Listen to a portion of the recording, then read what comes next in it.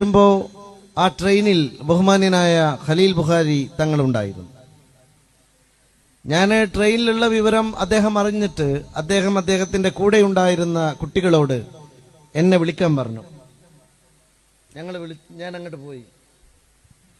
ഞാൻ ബഹുമാന്യനായ ഖലീൽ ബുഖാരി തങ്ങളുടെ സ്ഥാപനത്തിൽ ഏതാണ്ട് 2 മാസം മുമ്പ് ഒരു പരിപാടിക്ക് പോയിരുന്നു. എന്റെ പ്രിയപ്പെട്ട സുഹൃത്തും മലപ്പുറം മുനിസിപ്പൽ ചെയർമാനുമായ മുജീബ് കാടേരി ആ സ്ഥാപനം നടത്തുന്നതിനെ കുറിച്ച് എന്നോട് വളരെ മനോഹരമായി വിശദീകരിക്കുകയുണ്ടായി. അതെന്റെ മനസ്സിലുണ്ടായിരുന്നു. ഞാൻ തങ്ങളുമായിട്ട് ആ യാത്രയിൽ ഒരുപാട് നേരം സംസാരിച്ചു.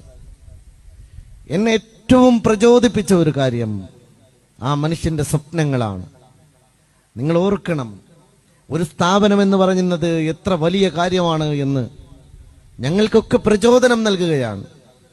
നമ്മൾ ഇവിടെ പാണക്കാട് സയ്യിദ് ഹൈദരലി ശിഹാബ് തങ്ങളുടെ പേരിൽ ഒരു സിവിൽ സർവീസ് അക്കാദമി ഉണ്ടാക്കാൻ സാധിക്കും. തങ്ങൾ എത്ര മനോഹരമായിട്ടാണ് അതിനെ വീക്ഷിച്ചു കൊണ്ടിരിക്കുന്നത് എന്ന് ഞാൻ അറിഞ്ഞപ്പോൾ ഞാൻ തന്നെ ഞെട്ടിപ്പോയി. കാരണം നാസർ മാഷേ അദ്ദേഹം എന്നോട് പറയാണ്, ഞാൻ എല്ലാ MLA-മാരുമായിട്ടും ബന്ധമുണ്ട്, പക്ഷേ എനിക്ക് ഏറ്റവും ബഹുമാനമുള്ള ആളുകളാണ്. ഞാനതിവിടെ എൻ്റെ പോരിശ പറയാനല്ല പറഞ്ഞത്, അദ്ദേഹം ഒരു കോസിനോട് കാണിക്കുന്ന ആ ഒരു അനുഭാവം പറയാനാണ്. അദ്ദേഹം പറഞ്ഞു, ഇന്ന് 7 കോണ്ടിനെന്റുകളിൽ 7 ഭൂഖണ്ഡങ്ങളിൽ ഖലീൽ തങ്ങളുടെ കുട്ടികൾ പഠിപ്പിക്കുന്നുണ്ട് യൂണിവേഴ്സിറ്റികളിൽ. ഞാൻ അത്ഭുതപ്പെട്ടു പോയി.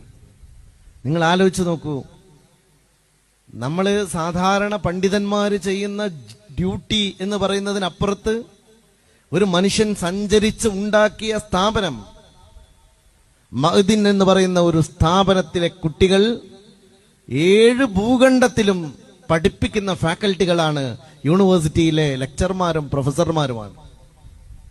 അമേരിക്കയിലുണ്ട്, യൂറോപ്പിലുണ്ട്, ആഫ്രിക്കയിലുണ്ട്, ഏഷ്യയിലുണ്ട്, 7 ഭൂഖണ്ഡങ്ങളിലുമുണ്ട്. എനിക്ക് വല്ലാത്ത റെസ്പെക്റ്റും അഭിമാനവും തോന്നി. ഇതൊക്കെ മനുഷ്യന് സാധിക്കും. നമുക്ക് നിശ്ചയദാർഢ്യം ഉണ്ടാവണം, പ്രവർത്തിക്കാനുള്ള ധൈര്യം ഉണ്ടാകണം. അദ്ദേഹം പറഞ്ഞ ഒരു വാക്കുകൂടി ഉണ്ട്, ഞാനത് ഇവിടെ പങ്കുവെക്കുന്നതിൽ എനിക്ക് അഭിമാനമേ ഉള്ളൂ. നമുക്കാരും ശത്രുവേ വേണ്ട എന്ന്.